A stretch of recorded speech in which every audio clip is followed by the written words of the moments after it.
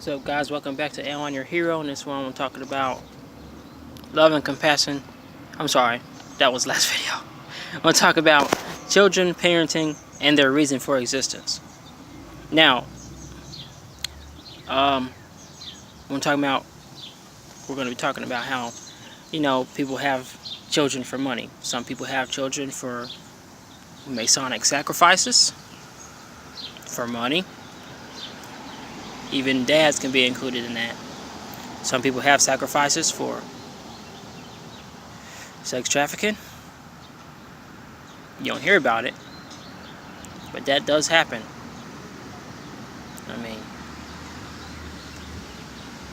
Some people sell their boys for workers. And some people sell their daughters for, the sex trade, sex trafficking, stuff like that. Women have babies. Babies are being born, being brought into the world for money, for getting a check from a man, child support. 18 to 20 years of monthly payments to a woman who never cared about you or the child or any of her relatives that is going to be looking after the child. Just herself. And that's the baby's reason for existence. Yeah. It's not a good reason to be having a kid, obviously. So laws really do need to be getting changed for babies being born in this world for money. The incentives for women to have babies, it needs to go away, because some may ask, why should all women do, not have babies? So you mean to tell me that a response like that to what I'm talking about with women having babies for money is that you can't see any other way than having babies for money? Because if you gotta ask me, what should women do, not get pregnant, not have babies? Before there was incentives for freaking having babies for money, people's gonna have babies anyway. I think it's a great thing. It's a wonderful thing. The babies are actually going to be born for somebody to love them. Treat them right. Give them a good life. It's not about passing on genes and just wanting to pass on your DNA just because everybody else is doing it. It's not one of the things you need to do. Now, we're going to get to people just getting forced to get married. A lot of guys out there, having to get forced to get married because it's stuff in the Bible. You're supposed to be a Christian, and you're getting forced into marriage. And they're telling you, before having sex, you gotta be married. Before living with a person, you gotta be married. Who says that? The church? Of course they do. I'll tell you why. Because the divorce rates are freaking high. And they know it. You see, because what happens is you go to your specific, what they call home church. You go there. And you go to this home church. And you get married there. You spend, $3,000 something there. You never live with the person. You don't know what they're like, how clean they are, none of that.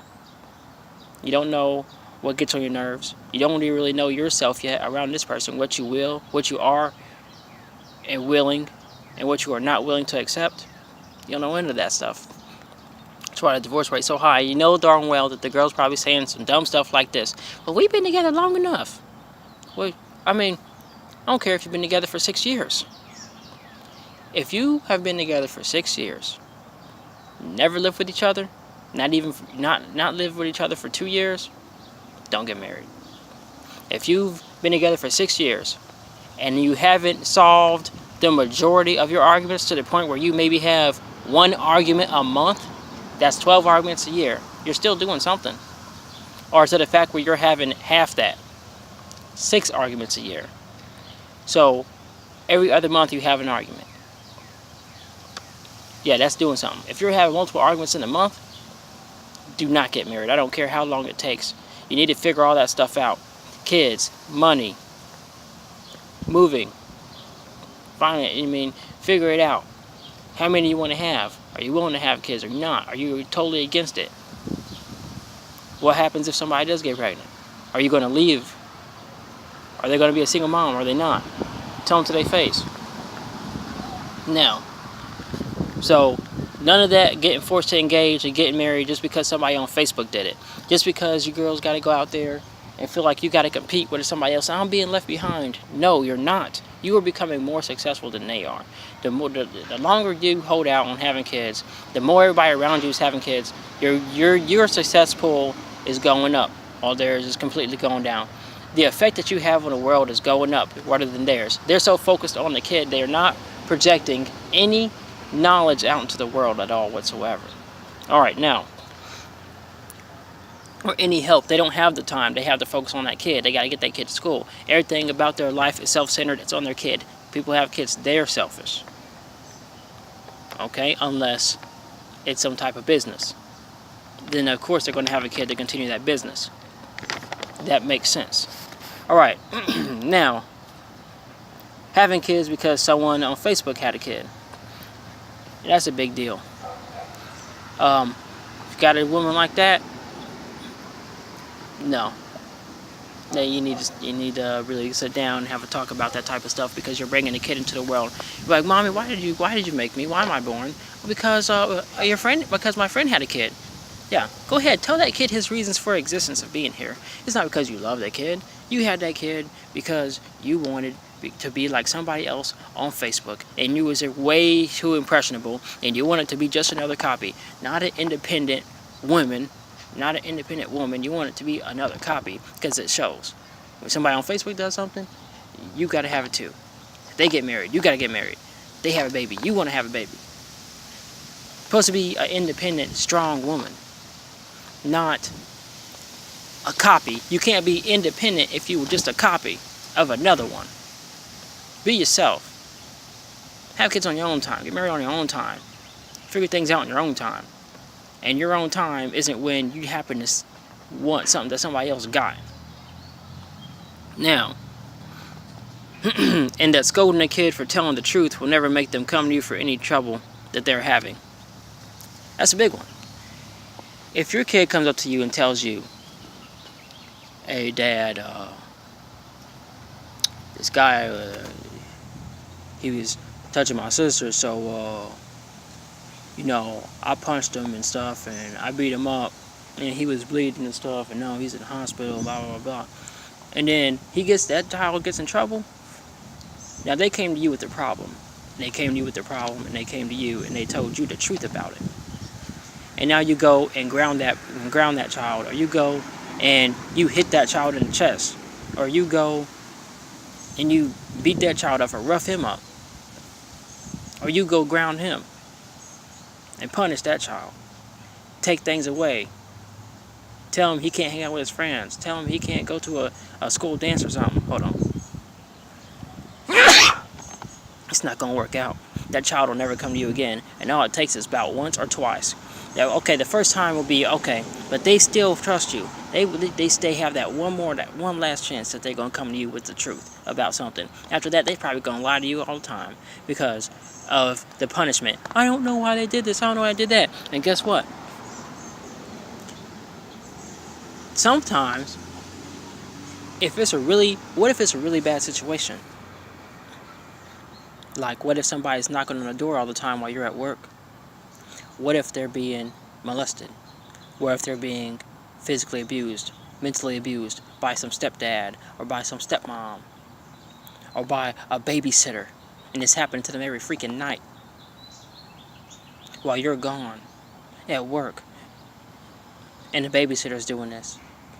What if that is the case and they come to you and they tell you, I need help, this person's molesting me, or this person's beating me, or this person, and what happens? What if you say that and it's a guy and you're a boy and you're your father's son and you don't know which way's up and down, and you don't know, all you know is that shit don't feel good? I'm sorry, I don't mean to curse if there's any kids watching this, but all you know is that this stuff don't feel right. You go to your dad, you say, hey, this person's been putting his mouth on my private parts, and he's been touching me and putting his lips on my lips, and it's weird, and it's been happening since you've been gone all the time, when you go to work, or when you go to the club, or when you got to go run some errands and you have him babysitting, and this is what happens to me. What if your dad straight says, what, you're gay now? And it's just straight up calls you gay, and straight punches you in the chest 3 times. Now your dad's an enemy. Now how are you going to go to him? So this is what it can lead to. Once that happens, who is your child going to go to? What if it's a girl being molested by a stepdad? What if that stuff's been going on for a very long time? She finally comes out and tells you, why didn't you tell me earlier? Well, you must like it, huh? You must like it because you ain't told me a long time. What if that happens? What if that happens? Which it does in this world. I'm going to tell you what happens next. Suicide. They can't come to you for a way out. They don't have any relatives to run away to if there's none in the area or close by. The only thing they can think of left is suicide. Next that comes is terrible. Let's say that they either commit suicide. Okay, bam, they're dead. But they're free from you, and they're free from everybody who hurt them. 2,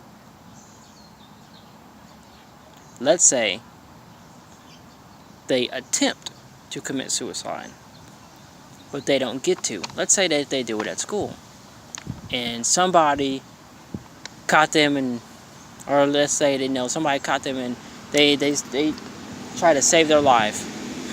Now they're in the hospital. Let's say they get out of the hospital, they get recovered, and what if if you tell them these words, the next thing that's going to come is murder. So if you tell them, well, you're no use to me dead, that's not love. You don't love them. They're looking for love, they're looking for comfort, they're looking for support, they're looking for the thing that you messed up giving them the first time when they first came to you. Now, if you tell them that, the next thing that's going to come is suicide. The next thing that's going to come is murder. Since they can't kill themselves, that failed. The only thing left is to get rid of their oppressors. And you better hope that oppressor's not you, because you're included. Trust me, the abuser's got a list